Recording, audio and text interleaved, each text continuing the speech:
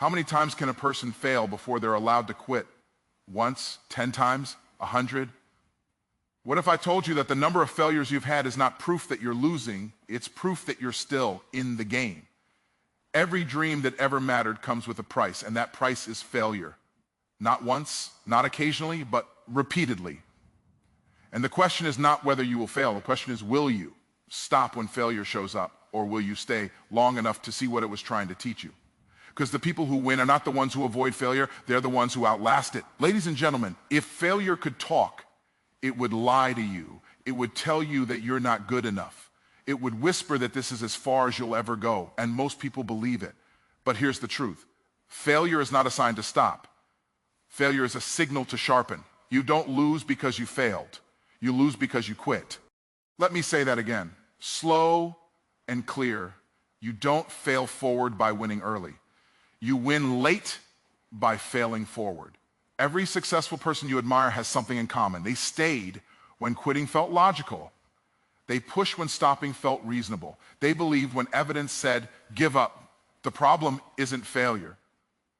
The problem is misinterpreting failure. Failure is not a verdict. Failure is feedback. If you touch a hot stove once, you learn. If you touch it twice, you're adjusting. If you touch it 10 times, you're stubborn, but you're still learning. And learning is expensive. But quitting is unaffordable. See, consistency is not glamorous. Consistency is boring. Consistency doesn't get applause, but consistency compounds. You don't need more talent. You don't need more luck. You need the courage to show up again, because the person who wins is not the smartest, not the fastest, not even the most confident. The person who wins is the one who refuses to stop. Your identity must be stronger than your results. If you let failure define you, you'll shrink. But if you let purpose drive you, you'll rise. You are not your last loss. You are not your worst moment. You are not the rejection email, the empty bank account, or the silent phone. You are a work in progress. And here's the part most people miss. Success is not denied. It's delayed. The delay is not punishment. The delay is preparation. Because if success arrived too early, it would destroy you. So the process stretches you before it rewards you. And hear this clearly. The breakthrough almost always comes after the breaking point. Most people quit at attempt 997. They stop at 998. They walk away at 999, not knowing that 1001 changes everything. So don't stop, not after one failure, not after 100, not after 1,000. Because the moment you stay when others quit, that's the moment you separate yourself. And if you refuse to stop, if you decide today that quitting is no longer an option, then failure won't defeat you. It will build you. Failure is feedback, not a verdict. And the moment you understand that, everything changes. A verdict is final. A verdict ends the conversation. A verdict shuts the door and locks it behind you. But feedback does the opposite. Feedback speaks. Feedback explains. Feedback tells you what worked, what didn't, and what needs to change the next time you try. Failure is not life telling you are finished. It is life saying you are learning. Most people don't fail because they are incapable. They fail because they misunderstand what failure means. They treat failure like an identity instead of information. One mistake turns into, I'm not good enough. One rejection turns into, this isn't for me. One loss becomes, maybe I should quit. But failure was never meant to label you. It was meant to teach you. When a child learns to walk, they fall dozens of times. We don't call the child a failure. We don't say, see, walkie. NG isn't for you. We understand that falling is part of learning how to stand. Somehow, as adults, we forget that same rule applies to dreams, goals, and success. Feedback is only useful if you're willing to listen to it. Failure tells you where your strategy was weak, where your timing was off, where your preparation was incomplete, or where your mindset wasn't ready yet. It doesn't say you should stop, it says you should adjust. But adjustment requires humility, patience, and persistence. It requires the courage to say, I didn't get the result I wanted, but I'm not done. That mindset separates people who grow from people who give up. A verdict attacks your worth. Feedback improves your skill. When you believe failure is a verdict, you protect your ego by quitting. When you believe failure is feedback, you protect your future by continuing.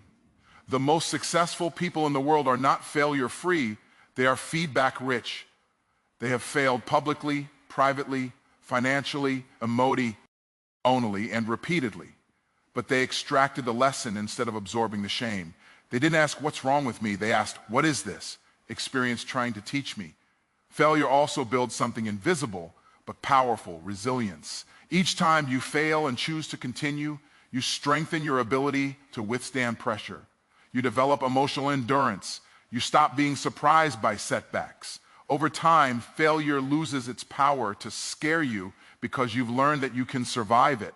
And once fear loses control, progress accelerates. Feedback requires action.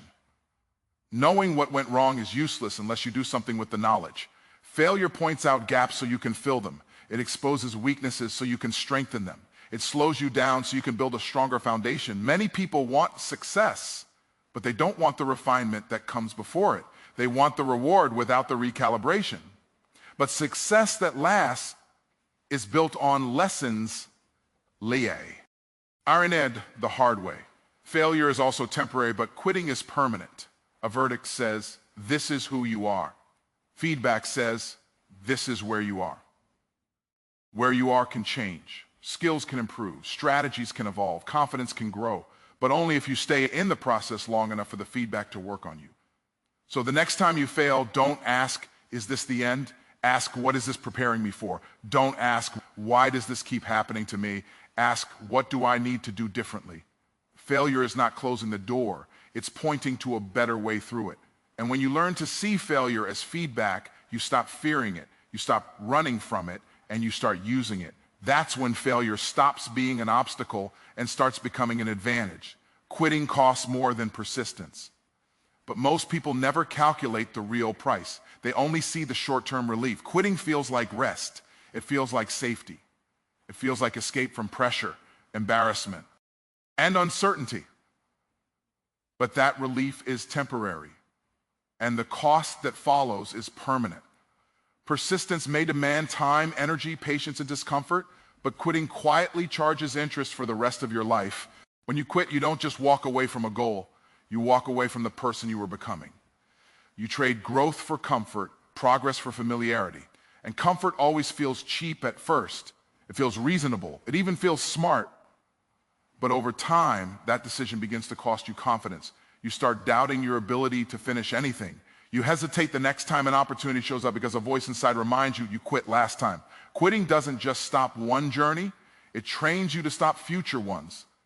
Persistence, on the other hand, is expensive up front. It costs you patience when results are slow. It costs you pride when progress isn't visible. It costs you discipline when motivation fades. But persistence pays dividends that quitting never sees. And every time you keep going, you build proof that you are reliable to yourself. And self-trust is priceless. You cannot buy it, fake it, or borrow it. You earn it by staying when leaving would be easier. Quitting also steals something subtle but powerful, momentum. Progress is rarely dramatic. Most breakthroughs happen quietly after long periods of unseen effort. When you quit too soon, you often quit just before momentum begins to work in your favor. You don't realize that what felt like stagnation was actually accumulation. Persistence allows small efforts to compound. Quitting resets the clock every time. There is also an emotional cost to quitting that shows up later, usually disguised as regret. Regret doesn't scream, it whispers. It shows up when you see someone else succeed at something you once started. It shows up when you wonder, what if I had just kept going? That question has no answer, and that's what makes it heavy. Persistence gives you peace, even if the outcome is imperfect, because you know you didn't abandon yourself. People often quit because they believe persistence guarantees pain. But pain exists either way. Persistence gives pain a purpose. Quitting gives pain a story with no resolution. One leads to growth, the other leads to doubt. One shapes you, the other shrinks you. Persistence doesn't mean repeating the same mistake forever. It means staying committed while adjusting your approach. It means learning, refining, and evolving without abandoning the mission. Quitting says, this is too hard. Persistence says, I'll become stronger. That difference determines who you become long before it determines what you achieve. In the end, persistence costs effort, but quitting costs identity. Persistence costs time, but quitting costs possibility. Persistence may exhaust you, but quitting empties you. And the truth is, most people don't fail because they lack ability. They fail because they underestimate the price of stopping consistency. B, eats talent every time. Not because talent is useless, but because talent without discipline is unreliable. Talent can open doors, but consistency keeps them open. Talent can impress people once, but consistency builds trust over time. The world is full of gifted individuals who never reach their potential, not because they lacked ability, but because they failed to show up when it mattered most. Talent is often celebrated because it looks effortless. We admire what comes easily to others and assume that ease guarantees success. But ease doesn't build endurance. It doesn't build systems. It doesn't build habits. Consistency does. Consistency is the quiet decision to show up even when motivation disappears, when progress feels invisible, and when no one is watching. That quiet decision repeated over time outperforms raw ability every single time. Talent can make you good quickly, but consistency makes you great slowly.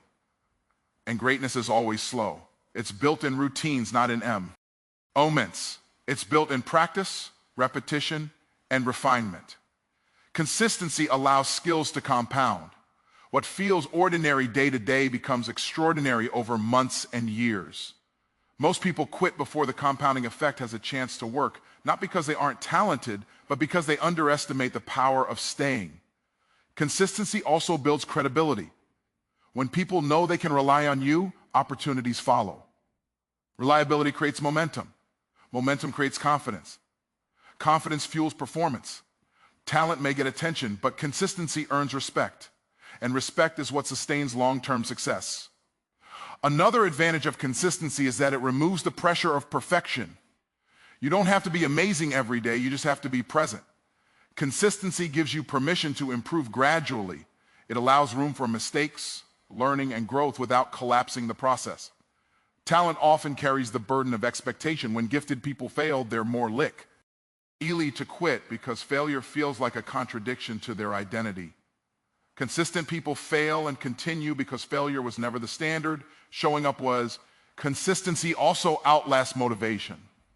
Motivation is emotional. It rises and falls based on feelings, results, and circumstances.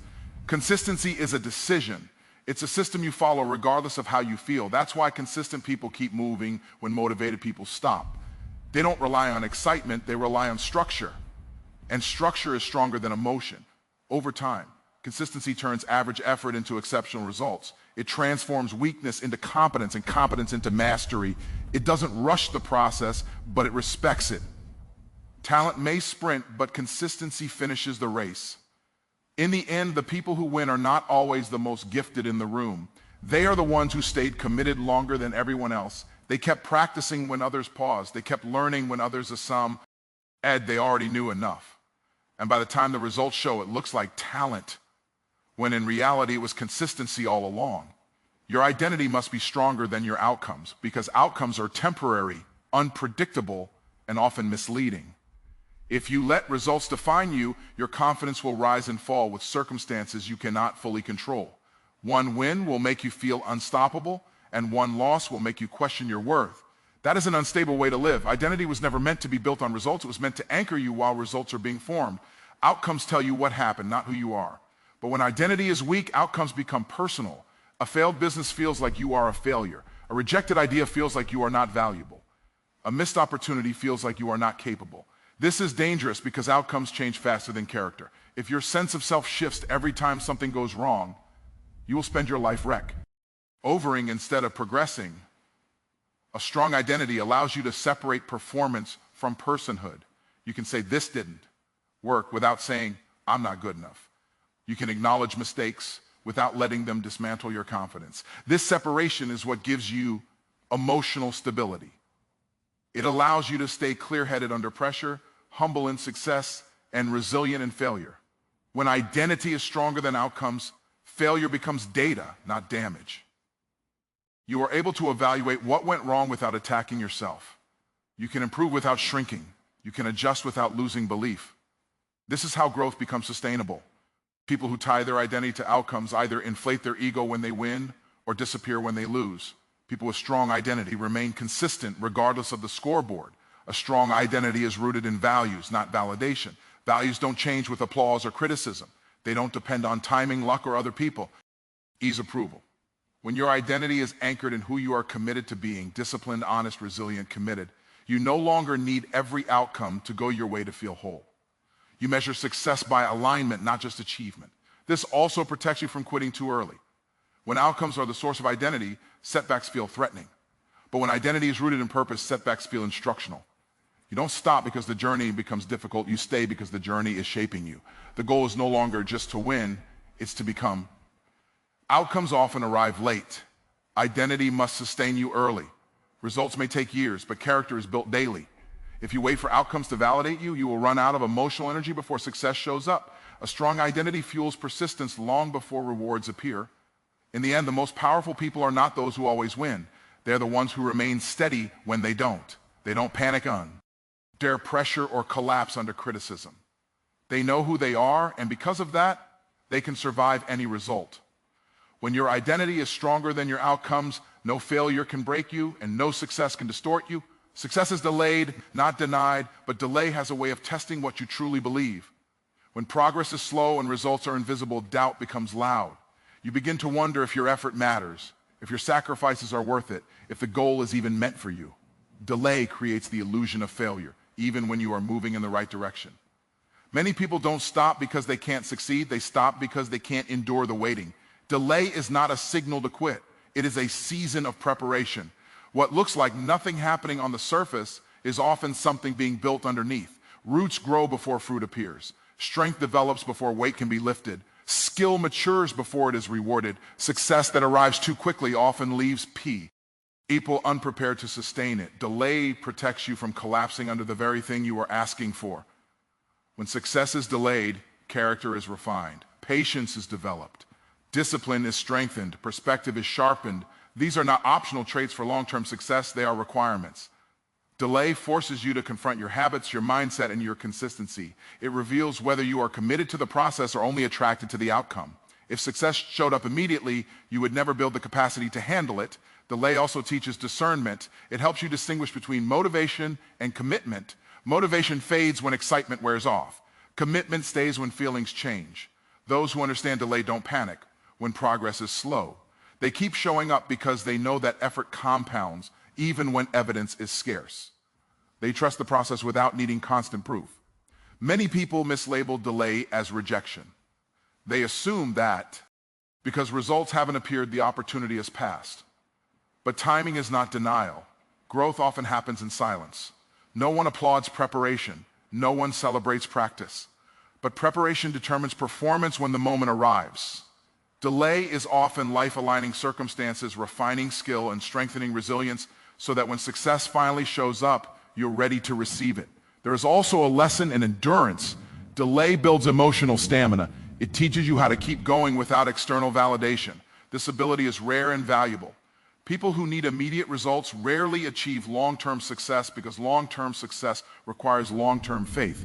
Delay trains you to operate without guarantees, and that skill alone sets you apart. Success is rarely a straight line. It unfolds through setbacks, adjustments, and lessons that only time can teach. If success were denied, effort would be wasted, but delay ensures that effort is invested wisely.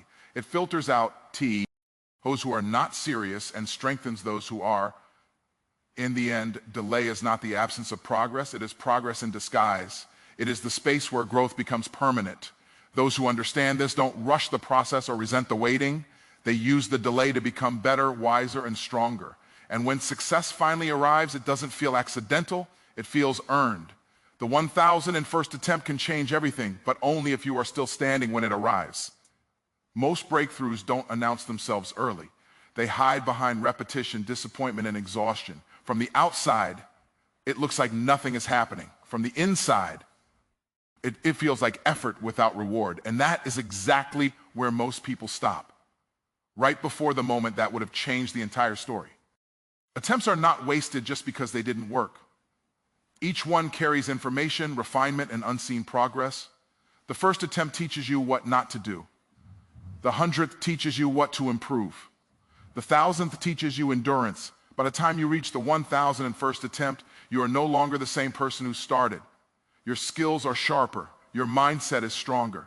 Your tolerance for discomfort is higher. What changes everything is not just the attempt itself, but who you have become by staying. People often assume that success is tied to a specific number of tries, but it's not about the count, it's about the readiness. The 1001st attempt works because it is made by someone who has learned what failure could never teach in theory. It works because persistence has stripped away arrogance, impatience, and shortcuts. It works because consistency has done its quiet work over time. The tragedy is that most people quit on round 997, 998, or 999th. Not because they can't count in you, but because they are tired of not seeing results. Fatigue clouds perspective. It convinces you that effort has no value and that stopping will bring peace. But stopping doesn't bring peace. It brings questions. Questions like what if? And why didn't I try one more time? Those questions linger longer than exhaustion ever will. The 1001st attempt often looks no different from the ones before it. Same effort, same process, same uncertainty, but timing is invisible, alignment is hidden. Opportunity doesn't always change the work, it changes the moment, and the moment only matters if you're still in motion when it arrives. Persistence creates proximity to opportunity. The longer you stay in the game, the more chances you give life to meet you halfway. Talent may open a door once, but persistence keeps knocking until the right door opens. The 1001st attempt is not about luck, it's about positioning yourself where luck can find you. There is also power in proving something to yourself. When you refuse to stop, you build unshakable self-belief. You no longer fear effort because you trust your endurance. You stop negotiating with difficulty and start accepting it as part of the process. That inner shift alone can unlock results that once felt impossible. In the end, the 1001st attempt changes everything because it represents a decision, the decision to outlast doubt, fatigue, and fear. It is the moment where persistence finally collides with opportunity. And when that collision happens, it doesn't just change the outcome, it changes you. So if there's one truth you carry with you when you leave this room, let it be this: don't stop. Not when it's hard, not when it's slow, not when the results refuse to show up on your timeline. Failure is not a verdict, it's feedback. Quitting is more expensive than persistence. Consistency will always outwork talent. Your identity is bigger than your outcomes.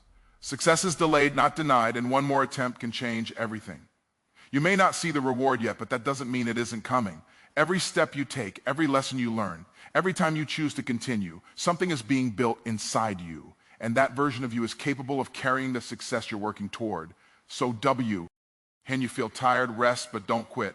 When you feel discouraged, reflect, but don't retreat. When you fail again, learn, but don't stop. Because the story doesn't end at failure. It ends when you decide it does. And if you're willing to try one more time, even after 1,000 failures, you might discover that the very next step is the one that changes everything.